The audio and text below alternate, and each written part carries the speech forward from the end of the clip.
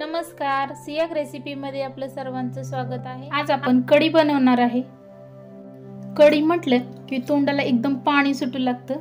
कढी ही भाताबरोबर खूप छान लागते। दुसरं काही जेवणात नकोसं वाटतं, फक्त कढी आणि भातच असावा तर ही कढी एकदम छान अशी होते।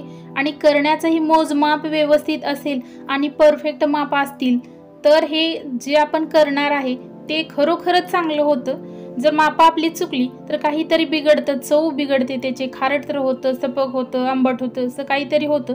पण माप परफेक्ट दिली की एकदम परफेक्ट असं जेवण, असं पोटभर जाईल असं जेवण होतं। कढीसाठी लागणारं साहित्य बघूया आपण। कढीसाठी आपण ताक घेतले, या वाटीनं 2 वाट्या ताक घेतले। आणि ताक घेताना ताक ताजं आणि आंबट असावं, जास्त दिवसाचं शिळं नसावं किंवा जास्तही आंबलेलं नसावं, आंबट असावं पण जास्त असं इतकं आंबट नसावं की 8-8 दिवस ठेवलेलं असं नाही। 2-3 दिवसाचं असेल तर ते ताक चालतं। हे बघा, हे आंबट ताक 2 वाटी घेतले।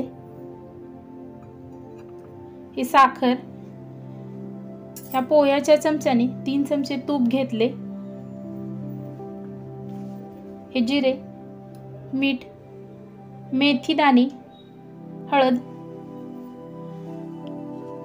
थोडासा आल्याचा तुकडा मी बारीक करून घेतलाय।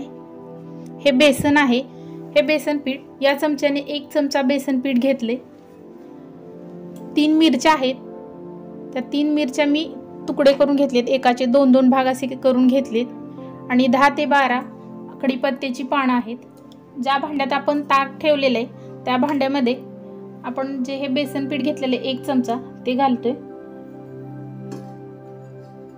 आणि आता हे आपण रवीने हलवून घेणार, असं मिक्स करून सर्व ताकाला हे लागलं पाहिजे बेसन पीठ, कुठं गुटळ्या वगैरे राहू नयेत अशा हिशोबात हे आपण घुसळून घेणार आहे।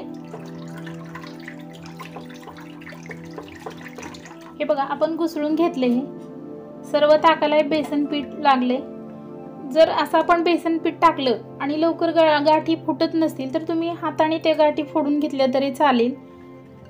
हे बघा, कुठेही अशी गाठ वगैरे दिसू द्यायची नाही काही। हे झालंय आपलं। आपण गॅस चालू करून घेऊया आणि गॅस मोठा ठेवायचा आणि त्याच्यावरती कढई ठेवायची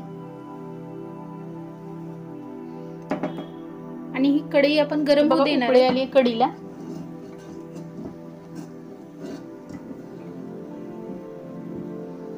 आपण रवीने त्याला हलवून घेतले।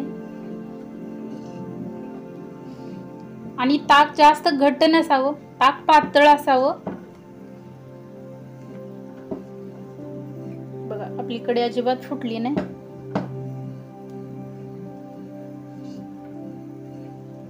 मस्त झाली।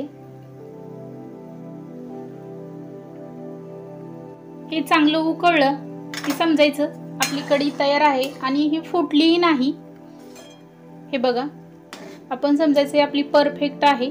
तर आपण आता गॅस बंद करून घेऊया आणि आपली कढी रेडी आहे, तयार झालेली आहे।